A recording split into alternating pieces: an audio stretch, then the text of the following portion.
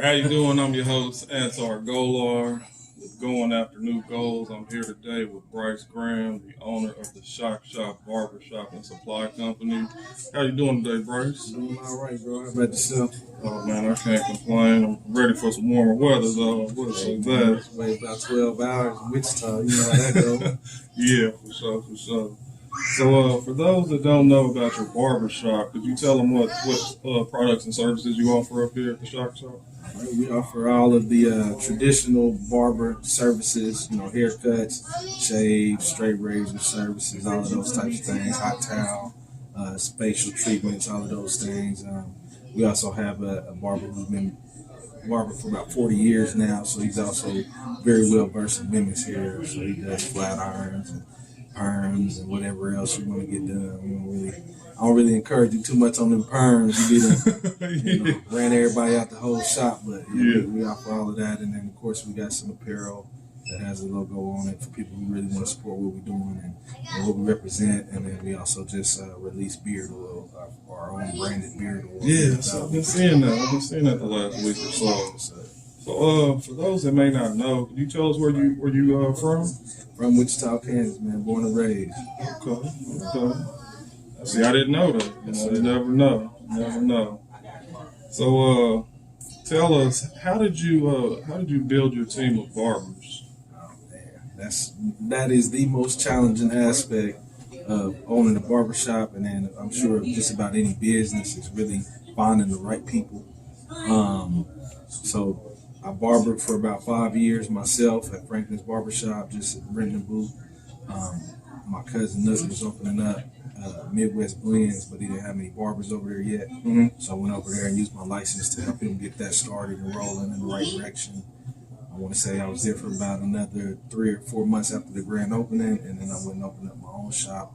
And it was just me and a friend of mine at the time who I actually went to barber college with.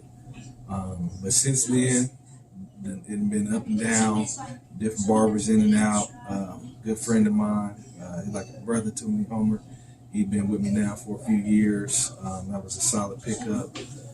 I actually purchased this location, which was it was First Class Cuts. Jamal was the owner. I purchased that from him, and or from who purchased it from him or took it over for him. And there was already like 6 or 7 barbers in here. Oh, okay. But they wasn't the right fit. Oh, for what you were trying to do. So we went from 6 barbers back all the way down to 1. So you kept one of those 6? Yep, and that was Mr. Gary, who's been cutting hair. Like I said, I mentioned him earlier. He's been cutting hair for about 40 years. So he knows the ins and outs of the industry. It was a blessing to really just be able to have him run this location for us while we were in the other location. And then so now it was me, Homer, Gary, Clinton was the next one that came along. He just came into the shop one day and was asking about a spot, and I felt like he was a good fit. He had a good background, history. I knew him from back in the day. And then from there, we just kind of been adding pieces here and there as we go. Right. So you got to get the right pieces for what you're trying to present for your business. So I feel you on that. So how did you come up with the name for your business? So I was sitting down with one of the barbers that I used to barber with, and we were talking about opening up a location. Didn't have a name yet. And he was like, well, you're going to be pretty close to Wichita State, because I was over there on 21st and Grove. That's where I first opened up. And so he was like, what about, something like University Barbershop or something like that? And I was like, what about the Shock Shop? You know what I'm saying? And it just kind of rolled out. Right. You got a nice he was like, I don't get it. You know what I mean? He's like, I don't get it. Shock Shop? And then, Is he not from here? He's from here, but I don't know. It just didn't register to him for some reason. And I was like, well, I think I'm going to run with that, And then it just kind of grew from there. Okay. Yeah. So what made you want to start this business? This business in particular, I always knew that I wanted to be in business. And just my idea or my understanding of what being in business has evolved over the years. Mm-hmm. I knew I wanted to get a trade before I knew I wanted to open up a barbershop. And so when I decided on the barbering trade, it only made sense for me to go ahead and stay within the industry that I was working in and open up a business within that industry. Mama, can I buy something? So I just went ahead and got started barbering and after I felt real comfortable, after I left and went to Midwest Blends, and majority of my clientele went with me, I was a lot more confident that I could open up a location and attract people into it. And so if you weren't doing this, what do you think you'd be doing then? Some other business. Something in the business. Some other business, most likely another trade. We probably got, I was looking at being an electrician. Yeah. It was the highest paid trade, but it was just the amount of time that it would have taken to get into that industry. And I had a baby on the way, my baby girl, Sarah, my inspiration, man. Making a lot of positive changes, so barbering was the year, so it fit perfect. What are some of the mistakes you wish you could have avoided? Let's give a couple. One of them is probably waiting as long as I did to get in the industry. I mean, hindsight is 20/20. Yeah. If I could go back, you could actually start barber college when you're 16 years old. Really? So I could have started barber college when I was 16, went ahead and got my GED or my diploma, and started cutting hair when I was 18. And then just got started, a few years sooner. Okay. So what's your marketing approach? My goal is to utilize every free option that's available, that's valuable. So of course, social media is a big one. Facebook is something I'm very comfortable with and familiar with, and so that's easy for me to use my network that I've accumulated on Facebook to advertise to, and as well as creative groups and business pages. Get more into utilizing Instagram and what's the business professional one? I forget that one. LinkedIn. Yeah. I'm getting more knowledgeable about how I can utilize LinkedIn. Of course, YouTube. And utilizing all of the free services, doing some paid advertisements on there, and then of course word of mouth is always one of the strongest ways to market and advertise. So is cutting hair something you've always enjoyed doing? So when I was considering which trade I wanted to get involved with, and my wife is actually the one who suggested barbering, I was like, barbering is pretty cool. My barber growing up was my pop's homeboy Reggie McDaniels, so he's over there. He's still been cutting hair for probably 30-something years too. Yeah. And I was like, well, you get to dress how you want to dress, come how you want to come, get to watch sports, chop it up, make his own schedule. So I always thought that barbering was a cool industry. He always had some money in his pocket. You know what I mean? And that was attractive. That's a good look, right? And so, since I started cutting hair, I went to school without cutting any hair. A lot of guys I went to school with had been cutting hair, but didn't get their license. I hadn't cut any hair, but once I started and started to get good at it, I enjoy it. I enjoy interacting with people more than cutting their hair. It's just the conversation that people get to meet. Get a lot of stories, I'm sure. Yes, sir. What kind of culture exists within your barbershop, and how did you establish it?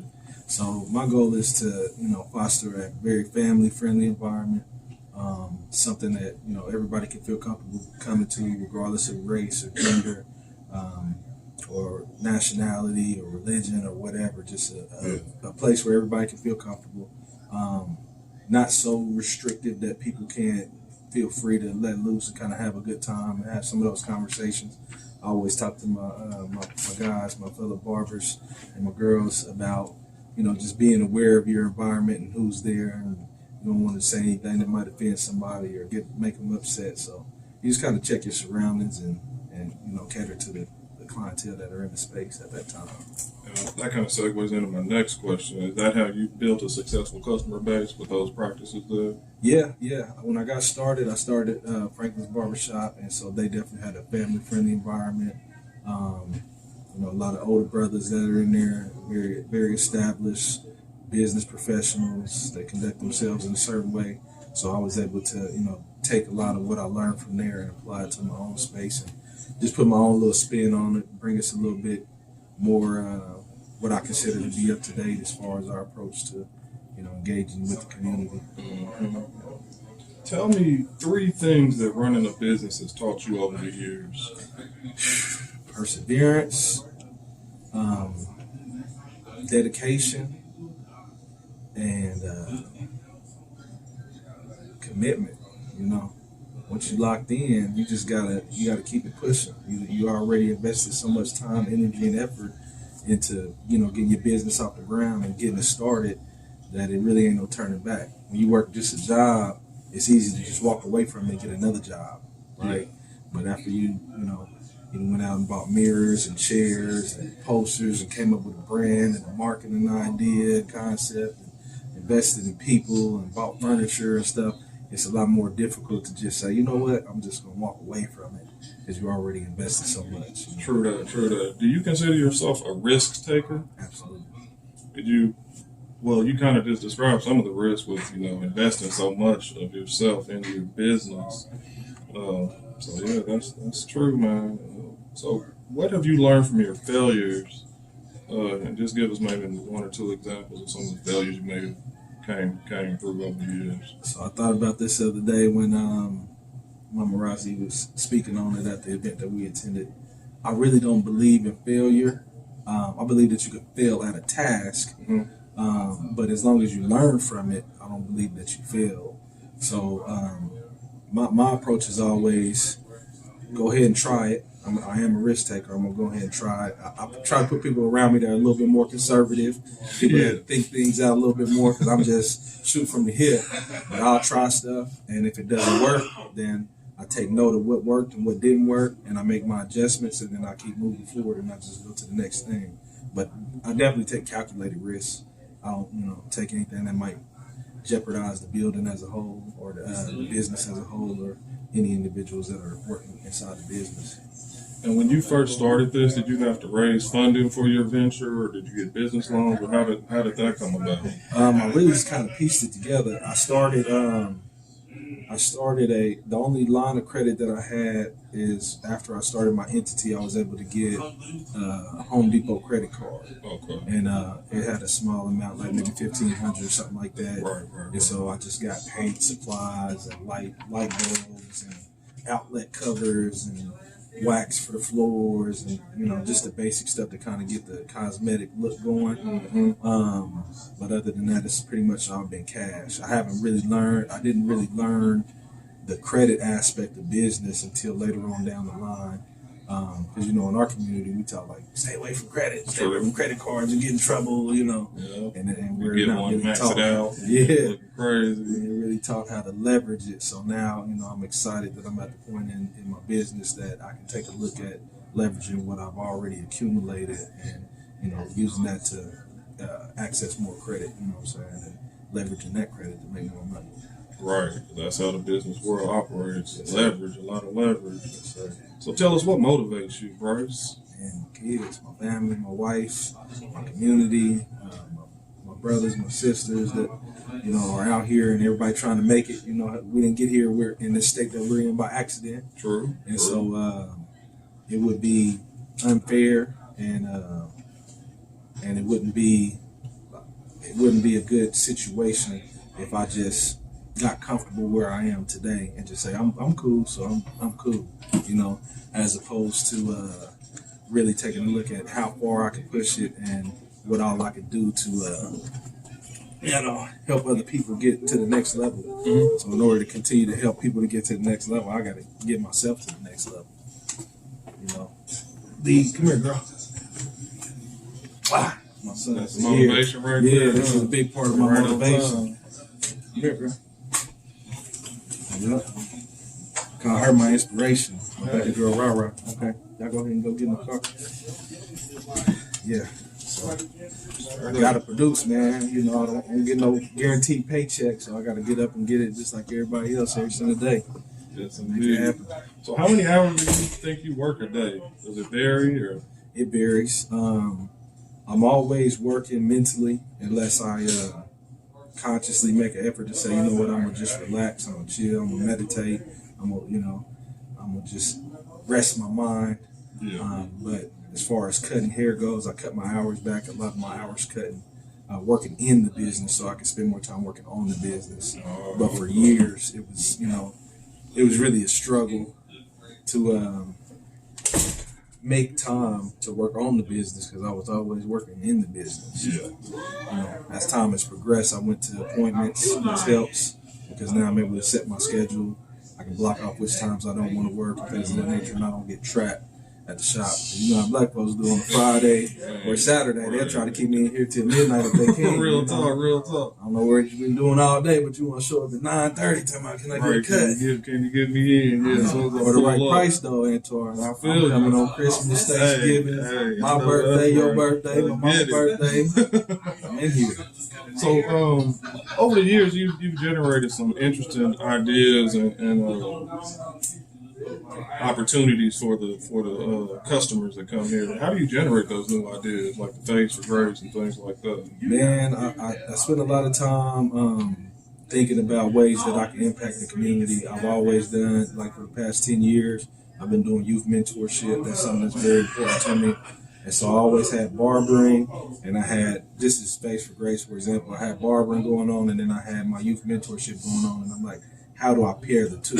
You know, and in our communities, the barbershop is a place where when a barber has a good, mindset, he can be a positive impact on the youth by, what he imparts into him, what he speaks to him, what he talks to him about, how he checks on his grades. So I said, what if I was able to fuse the two? And so that's how that idea came about. The back to school block party, me and a friend of mine, Brian, real big. We talked about just, hey, what can we do for the community to send the kids back to school on a good note? We can do free haircuts. What if we did that? So just communicating with other people, getting ideas from them. I think one thing that I'm very good at, or that a skill that I've acquired over time, is developing ideas. So going from just me and you having a conversation and saying that's a good idea, like Face for Grace. Roberto Jimenez, a dent master, he's one of the first people that I talked with about that. He's like, I want to do something for kids that get good grades. So we came up with a name, then the concept, and it's like, well, what if we found other businesses and sponsors that was willing to do these haircuts as well? And then what if we did this? What if we just continue to develop that? Yeah. Okay, that's dope. That's dope. Do you try to attend a lot of networking events? As many as I can, man. As many as possible. I think it's important that we find ways to work together, cooperate, and lift each other up instead of trying to compete and, bash each other. Yeah. So do you believe there's some sort of pattern or formula to being a successful entrepreneur? And if so, could you give us some examples? Yeah. So I got a chance to talk at Urban Prep, which is where my kids go to school at. It's a black-owned school here in Wichita. And I love it, man. They teach entrepreneurship. They teach they got morning motivation, which is where I was at speaking, where they bring in other speakers that give them fresh ideas and insight on their experiences and things. So when I was there talking with him, I talked to him about the secret sauce. And I used the bottle of my beard oil as a representation of the secret sauce. I said, y'all know what this is? And he's like, oh, that's oil. Like, nah, this is the secret sauce. So the formula that I gave them was obedience. And I told them a little bit about what obedience is, gave them some examples. And through obedience comes sacrifice. So to give you an example, if there was a barbering rule book, the rule book would say, hey, you need to come to the shop early. When you first get started, you need to come to the shop early. You need to leave late. You need to cater to each individual client as if they're going to be a lifetime client of yours. You need to do all of these things, good business practices in order to grow your clientele, right? Sure. So by identifying where you can get that information from for whatever your industry is, somebody who's been super successful, you be obedient to the guidelines that have been set for that industry. And then through your obedience comes sacrifice, because I might not want to get up at 5 o'clock in the morning so that I can get to the shop early. I might not want to stay late. I might not want to come in on my birthday. I might not want to, you know what I mean? Yeah, so like discipline yourself. Yeah, so I had to sacrifice. In order to be obedient, I had to sacrifice myself. I can just only speak on my own experiences. And then nobody is going to hold your hand in business, or very few people have that opportunity to have somebody hold their hand in business. So you have to practice self-discipline. That was the third ingredient. It was obedience, sacrifice, and then self-discipline, because you got to get up. Nobody gonna call you every morning and say, hey, wake up, it's time to grind, it's time to go get it, Yeah, and you can come in at noon if you want to. Yeah, you just come in. People think barber, you got all this freedom, you can do what you want to do. Like, yeah, that's true, but if you ain't behind your chair, you ain't making no money. Not as a self-employed barber. Yeah. So self-discipline. So I think if you apply those three things to any industry, you can have some, level of success through obedience, sacrifice, and self-discipline.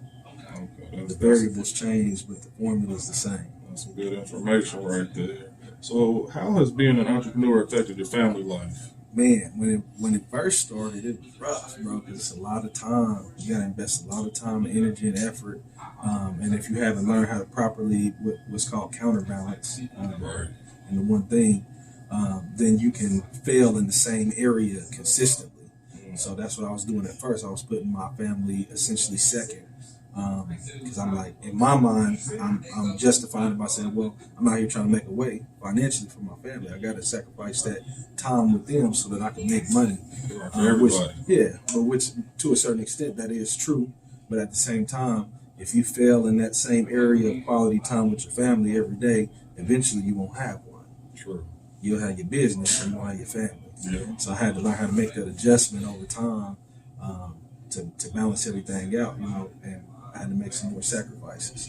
So getting up earlier to get my clients in on Saturday so that I can leave a little bit earlier on Saturday and spend some time with my family is one thing that I learned to do over years. So I come in as early as 5 a.m. on Saturday so that I can be done and wrapped up out of here by 2:30. I see. Right. You get it done sooner so you can get out of here sooner. Yes, sir. So what keeps you focused and productive on your day-to-day schedule? Man, because it's not about me, man. It's not about me. If it was about me, I'd be asleep, bro. I'd be chilling somewhere, feet kicked up, playing a game or something, watching some documentaries. But that ain't going to help my babies to be in a position to inherit nothing. True. That ain't going to help them to be in a position to, take this family wealth to another level, So since you just said that, would this be a business that you would pass down to your family? Absolutely. I want it to be so systemic that when I do pass it to my family, nobody has to run it. They just receive the dividends from it. I see what you're saying. Yeah. They might come in and, pop in and say what's up to everybody because they know everybody and speak and, hey, y'all need anything, all that kind of stuff. But they ain't going to have to be in here on a day-to-day basis making sure that everything runs. So what was your mission when you started the business? Was it just to get money, or did you have the wealth in mind that you just spoke of? Long-term benefits of owning the business? I learned about passive and residual income when I was about 17 years old. And so I knew that through owning a barbershop, I would be able to lease out spaces and get some passive residual income from that. So money did play a part in it, but the other aspect of it was I saw how powerful a barbershop can be in the Black community as far as it being a community center. Yeah. Barber I used to cut with named SD, my partner, Roger Davis's pops. He used to say, man, barbershop is a black man's country club. You go there, you get to speak your mind, have these debates, have these conscious conversations, spend some time, enjoy yourself, get pampered, all of that type of stuff that you would get at a country club. That's true. Get it at the barbershop. Like that, but yeah, that's right. Network with other business professionals, all that kind of stuff. Right. And so I saw that, and I really wanted to cultivate my own version of that. Because frankly, everybody's shop has their own version of a country club. Right. And so for mine, this is just kind of my flavor of it. And I'm looking to expand it, and I got some more things that I would like to do with it. So it's going to be exciting to see how far we can take it. So I know you kind of just gave us some other things on the formula to being a successful entrepreneur. And could you just repeat those? What are the 3 skills needed to be a successful entrepreneur? Obedience. So find you a playbook, whatever that is for your industry, and follow that playbook. Somebody who's had success in that industry. Sacrifice. You got to be willing to sacrifice. Everybody sees people that are in business and it looks luxurious and it looks like it's easy and you got the best life ever. But it's like, do you know what that person has to sacrifice or had to sacrifice in order to get to where they were? So you got to consider the sacrifices and be willing to make the sacrifices. And you got to have self-discipline. You got to be able to sustain making those sacrifices over an extended period of time in order to really grow a true successful business. Unless you're going to, get one of those small loans like your president got, for some millions. Where you can just pay some people, But if you build from scratch, you gotta have some self-discipline for sure. I don't think I asked you, but when did you start the business? We're sitting on, I think, 5 years now. Yeah, about 5 years. So 2 years, 2 years and some change on 21st and Grove when we first opened up. 2 years and some change on 11th and Oliver. This one and that one was running simultaneously for about 2 years and some change, and then I've been over here now. We combined the two locations for about 6 months now. Have you ever turned down a client, and if so, why? All money and good money, man. All money and good money. I try to do my best to practice restraint, self-discipline, and be non-judgmental. But sometimes a person could be more harmful to your business than helpful. I'm not going to allow somebody to tarnish the reputation of the shop or make somebody feel uncomfortable or be rude or disrespectful to somebody over 15, 20, 30 bucks. I mean, it ain't worth it. I try to do my best to overcome, unruly customers, which we don't really have a whole lot of them, but sometimes you get somebody that came in that been drinking or, might not be in the right mental state of mind, and we do our best to kind of overcome those obstacles. Could you tell us one of your favorite books, if you have one? Man, I got a lot of them, bro. The Alchemist is one. Think and Grow Rich is one. The Go Getter is one. I just got done with Relentless. That's another one. Dropping the jewels, y'all. Hope y'all right taking notes. Oh man, it's so much good material out here, bro. It's like a never-ending fountain. You can't never learn everything that you need to learn. Straight up. Yeah, so many hours in a day. Maybe we'll post in the bio, or in the description somewhere. We'll put a list of. We can definitely do that. Yeah. So, what will you say? What do you think customers will say about your shop? When I'm gone, or yeah, when you're gone. Man, Shop is a staple in the community. Yeah. I know I can always go there if I got questions about something. I know that I want to connect with somebody. That's one of the lesser known things about barbershops. People know it, but it's not really publicized that barbers are connectors.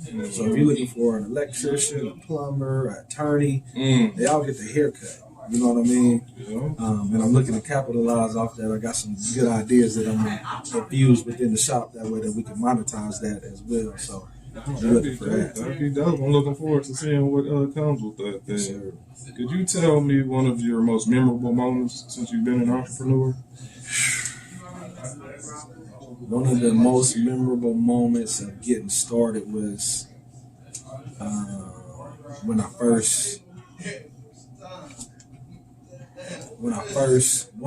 got a few. So one of them is when we first put the sign up on 21st Street. That was kind of something that culminated, just seeing the vision become a reality. That was a big moment. And then also when I was able to open up a second location and have two locations going at once, because that's ultimately one of my goals, is to franchise and have multiple locations, not only just in Wichita or just in Kansas, but across the country, using the same blueprint. Franchising. Absolutely. Is that what like Great Clips does? Is that like a franchise? Yeah, that's a franchise. We don't really have our version of a Great Clips. Right. No, nowhere that I've seen either. There's barbershops that have multiple locations like Legends, but it's not really the same concept as Great Clips. That's more of a corporation. And then I would say the third thing is experiencing passive residual income. So when I first started collecting booth rent and seeing how that added value on top of what I was making as a self-employed person. Yeah. So I might have made 100, 200, 300 bucks cutting hair, but then when you get 100, 200, 300, 400 bucks on top of that, it's like I might be able to do something with this. Yeah. So tell us, what would you say to someone looking to start a business like this and get into the barber field? First, I would say do your homework. Make sure that it's something that you're ready to commit to. It's a lot of hours on the front end. Most people who get started when they come out of school, they don't have any clientele, so you'll be looking to pretty much build from scratch. Most of your clientele when you get started will be like friends and family and people who want either discounts or free services. So it can be a struggle on the front end. Do research on the shop that you want to go into. You don't have to have a barber's license to own a barbershop. So don't go to barber school thinking that's what you have to do in order to own a shop. You can literally just open one and find a barber, or find a barber and open one. And I say do it, go for it, man. If that's what you want to do, you need to get out here and make something happen. You gotta have that attitude if you're gonna be successful. To hear that you can own one without being one. And then, okay, so yeah, y'all heard it, man, from the man right there, man. How has being an entrepreneur affected your relationship with your friends? That's evolved over time. So at one point in time, I was into a lot of things that I shouldn't have been into, and I had a lot of friends while I was into that. Yeah. And then when I decided to do something different, that phone stopped ringing because they were used to a certain version of me. And so as I started to change and grow and develop, I became somewhat of a stranger. But as time has progressed, I think a lot of people have seen that I've done some pretty positive things in my life and in the community. And now it's kind of coming full circle with people saying like, I'm proud of you, bro. Keep up the good work, And it's not that we don't speak or that we ever stopped speaking when I started, making my transition. Mm-hmm. We just didn't talk on the phone and hang out or do anything like that. We were still speaking passing, but we just didn't spend a whole lot of time. I just posted about that too. The people that you choose to be around, they're either going to build you up or they're going to wear you down. So I had to start putting myself around people who were going to build me up. And it wasn't always a physical person. Sometimes it was just a look. I heard a look. I listened to a lot of Eric Thomas. He kind of like my pops. He don't even know it. Yeah. I got Thank God it's like Mondays, man. I was hooked on them for a couple of years, every day, just to change my mindset. So, what would you say is the least favorite part about being an entrepreneur? The least favorite part about being an entrepreneur. I mean, right now, I really don't. I can't say that there is one. Like going through the process, it's uncomfortable. Mm-hmm. You don't know where your next dollar is going to come from.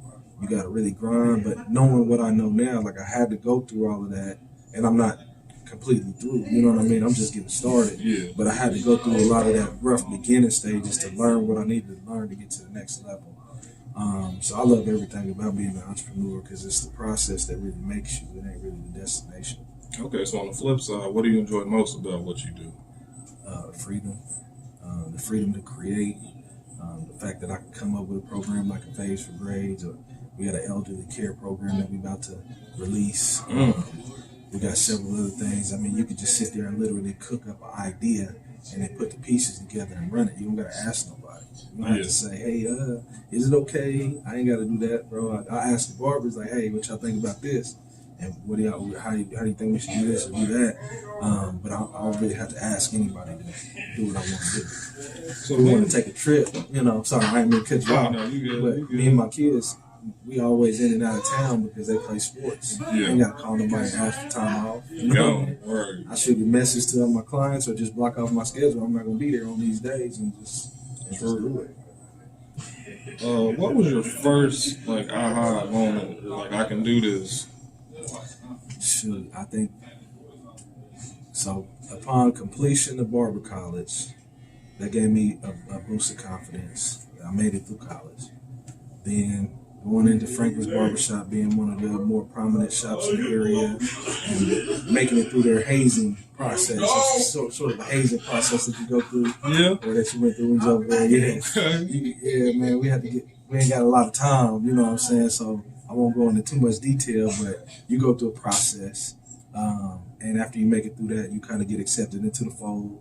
So that gave me another boost of confidence. And then when I was able to leave that location, which was established, and go to an entirely brand new location that nobody knew about previous to it opening, and see success there, that was really the ultimate thing that kind of gave me the confidence to know that I can step out and do my own thing. If I can help build something from scratch, then I can do that for myself.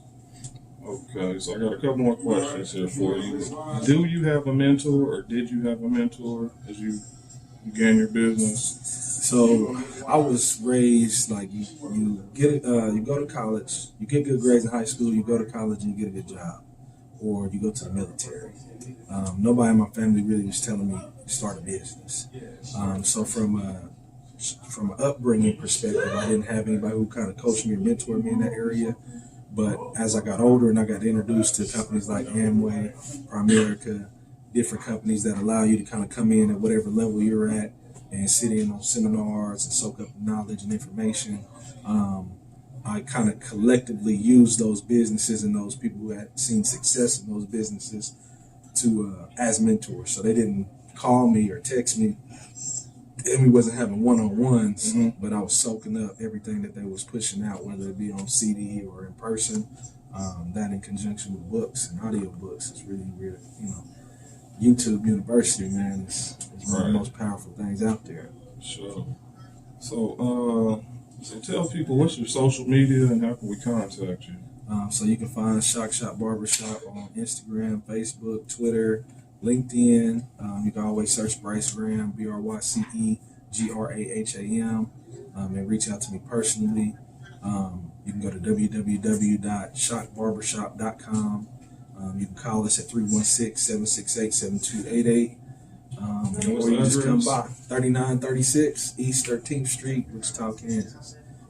We open pretty much 7 days a week. I won't be here 7 days a week, but usually you can catch somebody in here 7 days a week. But we're definitely open in full force Tuesday through Saturday, 9 to 7.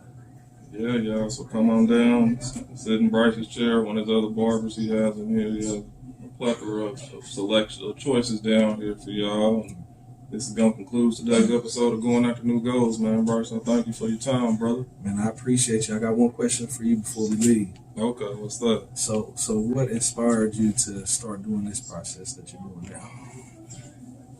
Well, I was sitting around thinking that I know a lot of people that I felt has a lot of valuable information. You know what I'm saying? The same thing that you were saying about like being on YouTube, soaking up information. I'm like, our city has that. You know what I'm saying? So I'm like, well, let me tap into that factor so we can put our touch on the world. And so that's kind of what I've been doing, just reaching out to my network. And, some people that I've interviewed have never done interviews. On some of the people been in business for 10 years, never did an interview or had the news come in. So, I'm trying to put a little light on them. They've been successful. So, it's just them being put on this kind of platform through social media and things like that. So appreciate you, man. I appreciate you having me. That's it, y'all. Get out of here. Peace.